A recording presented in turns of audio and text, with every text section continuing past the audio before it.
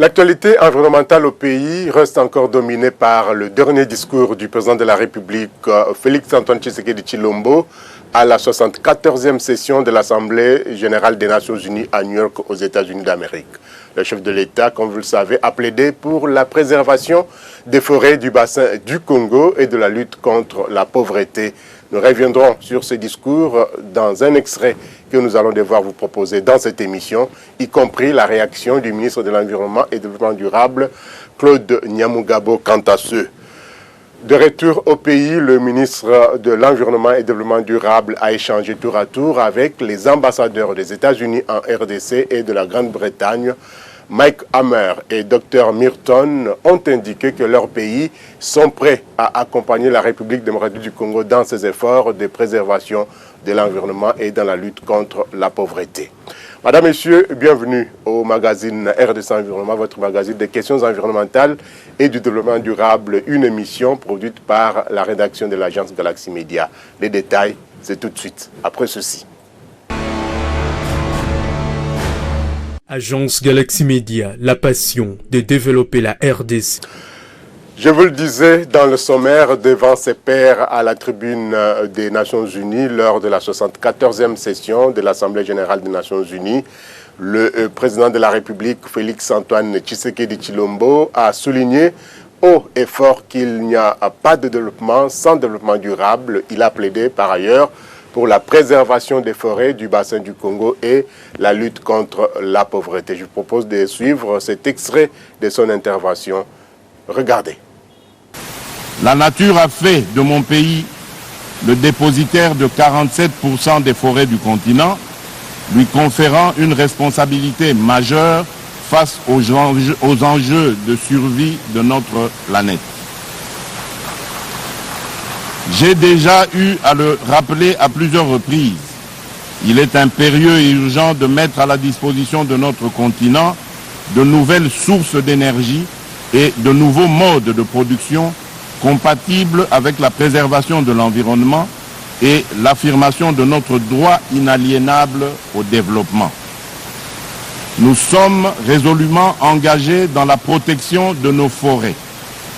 Cependant, la préservation de notre patrimoine naturel ne peut se faire au détriment de notre développement.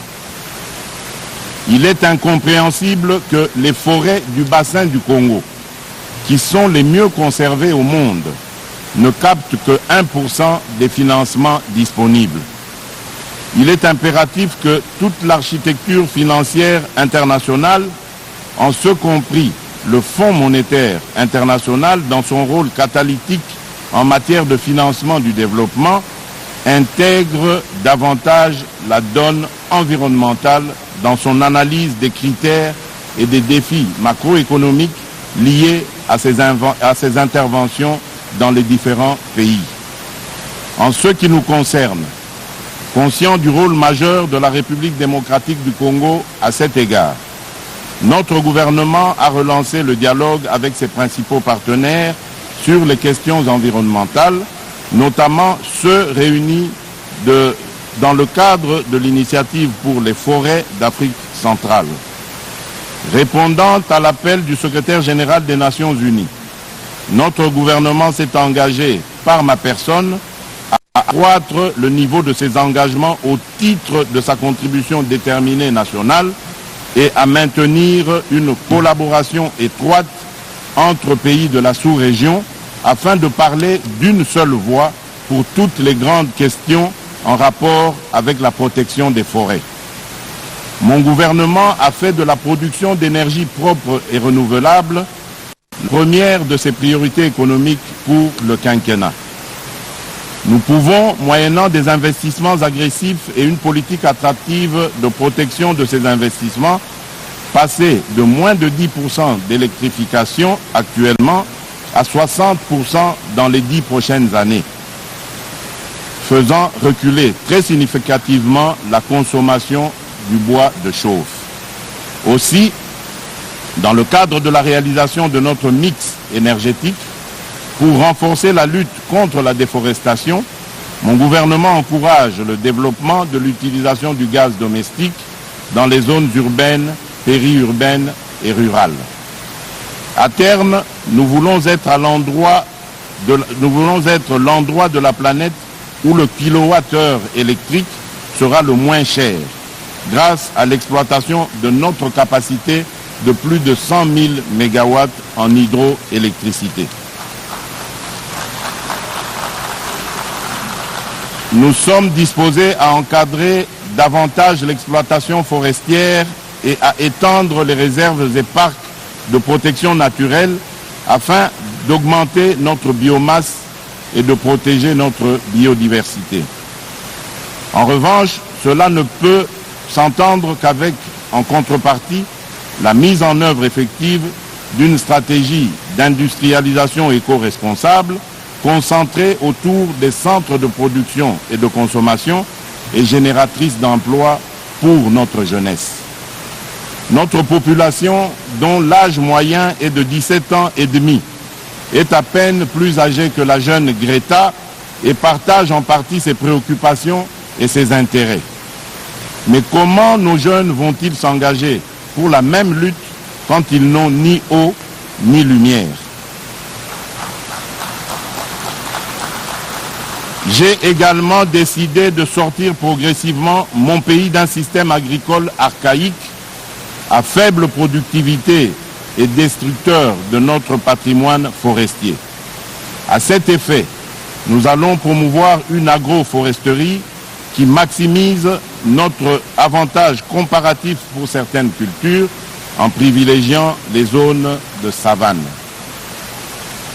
J'entends faire de la question environnementale une préoccupation omniprésente et transversale qui touche l'ensemble de nos politiques, stratégies, programmes et projets de développement. Vous venez donc de suivre un extrait du discours du chef de l'État, Félix-Antoine Tshisekedi, à la tribune des Nations Unies. C'était lors de la 74e session de l'Assemblée générale de l'ONU et ce discours a été axé sur les questions environnementales. Maître Claude Nyamugabo, ministre de l'Environnement et du Développement durable, a vivement salué le discours du chef de l'État qui a signalé ou qui a signifié également que l'on peut passer donc de 1% vers un pourcentage un peu supérieur quant à ce qui concerne le financement des institutions internationales orientées vers l'environnement. Pour le ministre, tout est donc mis en œuvre pour passer de 1% vers un pourcentage élevé et lutter contre la pauvreté afin que le peuple congolais puisse continuer à préserver la biodiversité et les forêts qui font respirer la terre tout entière. Le ministre a révélé également que les contacts ont déjà commencé et le dialogue entre différents bailleurs sont également en train d'être pris. D'ailleurs, certains partenaires principaux attendaient d'ailleurs la sortie du nouveau gouvernement pour se manifester. On écoute le ministre de l'Environnement dans cet extrait choisi par votre magazine. Une grande partie de son discours a tourné autour des aspects environnementaux qui sont les préoccupations au niveau du gouvernement. Le président de la République a donc compris qu'aujourd'hui il n'y a pas de développement sans développement durable. Et nous allons tout mettre en œuvre pour que ce qu'il a dit au niveau de la tribune des Nations Unies, ce qu'il a dit au monde entier, soit une réalité dans notre pays. Notre pays qui a les 47% des forêts africaines avec 154 millions d'hectares de forêts. Nous allons tout mettre en œuvre pour continuer à préserver ces forêts, mais également faire du lobbying pour que ce que nous faisons pour le monde entier nous bénéficie. Parce qu'aujourd'hui, protection de l'environnement va avec lutte contre la pauvreté. Et je salue le chef de l'État pour l'avoir souligné. Et je voudrais, comme il a dit, que de 1% on passe à un pourcentage supérieur parce qu'aujourd'hui c'est 1% des financements des institutions internationales qui sont tournés vers les financements de l'environnement. Et nous allons tout mettre en œuvre avec son appui pour qu'on passe de 1% à un pourcentage supérieur parce que nous avons besoin de lutter contre la pauvreté afin que notre peuple continue à préserver la biodiversité, continue à préserver nos forêts qui font respirer la terre tout entière. Le chef de l'État pour ce qui est de l'environnement a souligné que l'environnement est une de ses priorités. ce ministère de l'Environnement est un ministère transversal, c'est-à-dire que nous allons travailler avec d'autres ministères tels que le ministère de l'Énergie, le ministère des Hydrocarbures et le ministère de la Santé, pour que notre pays, qui regorge de beaucoup de potentialités en matière environnementale, que ce soit pour la biodiversité, que ce soit pour la forêt, pour que nous bénéficions de cela et que ce ne soit plus des potentialités, que ces potentialités soient transformées en richesses réelles pour notre peuple, parce que c'est le peuple d'abord. Comme je vous le disais, dans le sommaire au pays, le ministre Claude Nyamugabo a échangé ce mercredi 2 octobre avec l'ambassadeur de Grande-Bretagne en République démocratique du Congo et avec celui des États-Unis d'Amérique le mardi 1er octobre, ainsi qu'avec une délégation de Tenke-Fungurume Mining. Au menu de leurs échanges, le soutien de la Grande-Bretagne et des États-Unis d'Amérique à la RDC dans le cadre de ces efforts de préservation de l'environnement et des forêts, ainsi que dans la lutte contre la pauvreté. Les détails dans ce reportage commenté par Muriel Makiese. L'ambassadeur de la Grande-Bretagne en République démocratique du Congo a exprimé l'apport de son pays dans la réduction des gaz à effet de serre avant l'an 2050.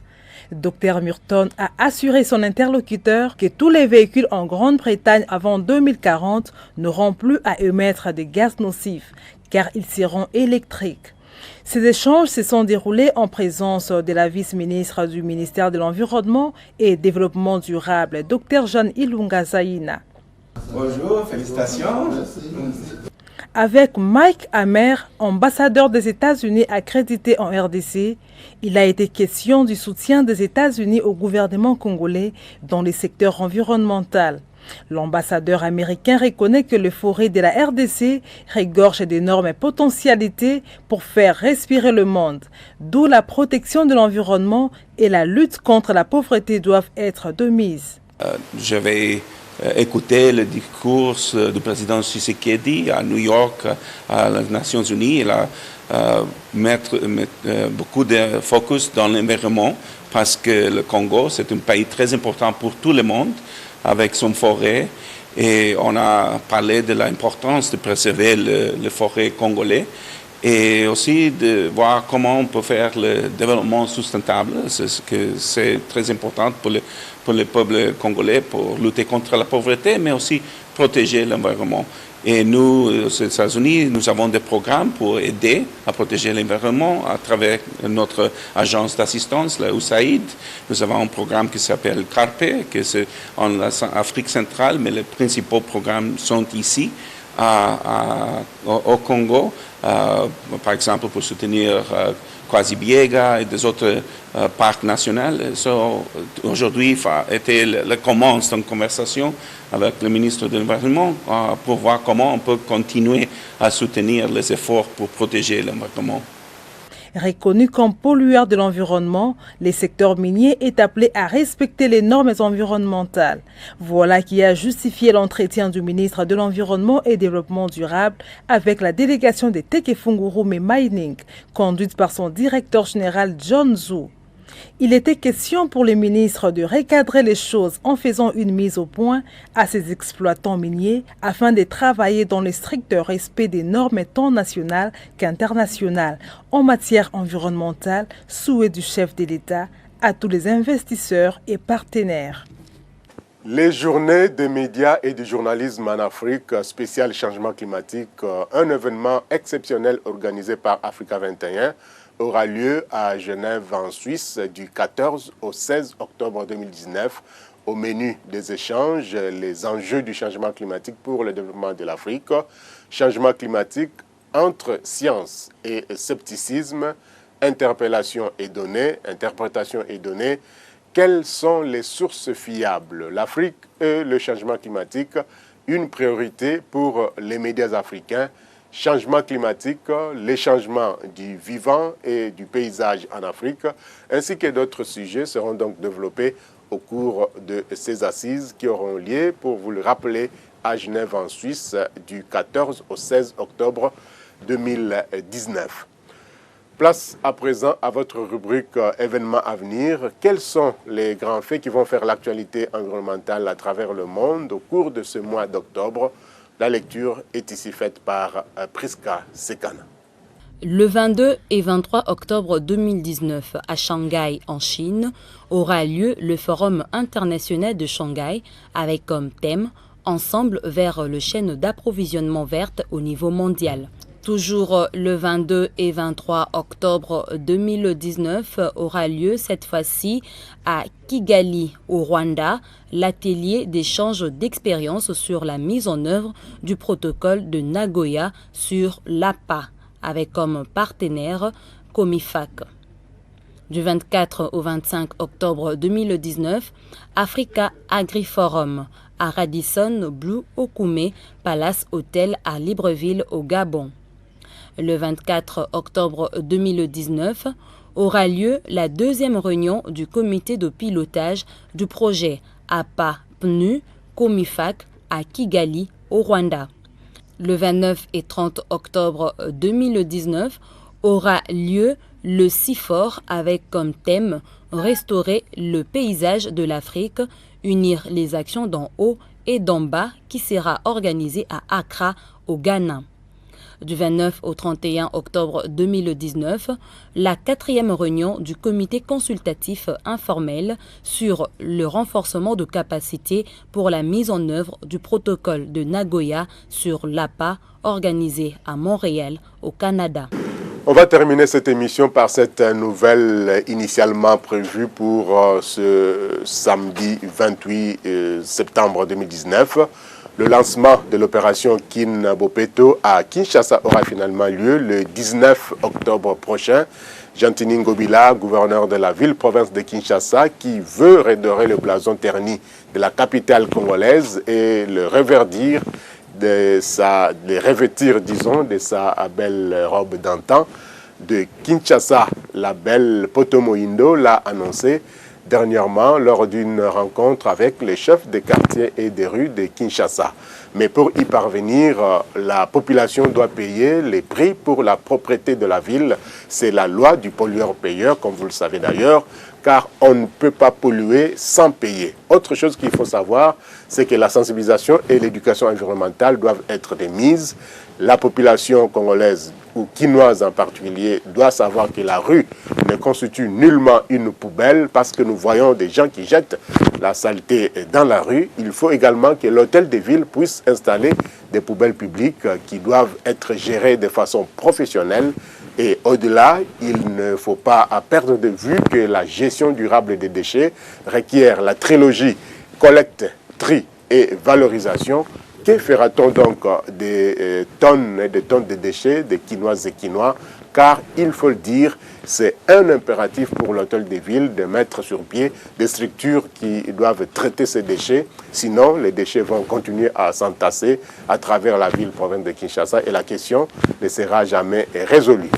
Enfin, peut-être il faut une brigade de salubrité pour appréhender, sanctionner même les inciviques qui jettent des ordures et autres déchets dans la rue.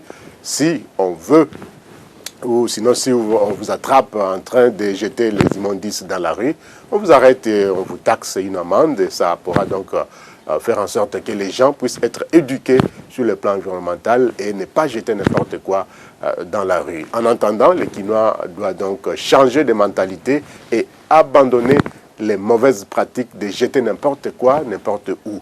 Voilà donc ce que nous pourrions dire par rapport à cette opération Kin Bopeto. C'est une opération qui est donc la bienvenue, mais il faut que les Quinoises et Quinois soient sensibilisés et soient éduqués de façon à ce que nous tous nous puissions mettre la main dans la pâte pour que notre environnement soit un environnement sain et dépourvu de toute pollution. Madame, Messieurs, voilà qui boucle complètement cette émission RDC Environnement. Merci à Priska Sekana, Muriel Makese, Fanfa Makitou et Guilhem Mouzembe de Gonzac. Et merci également à vous, Madame, Messieurs, de nous avoir suivis. N'hésitez pas de visiter notre page Facebook Ruben Mayoni ou encore Agem Envie ou Environ Agem ou encore jeter un regard sur notre chaîne YouTube pour vous en rendre compte et suivre cette émission en long et en large. Ruben Mayoni ou Mayoni Ruben. Au revoir madame, au revoir messieurs et à très bientôt pour d'autres informations environnementales de la République démocratique du Congo ou encore d'ailleurs à travers le monde. Au revoir, prenez soin de vous et prenez soin de votre environnement.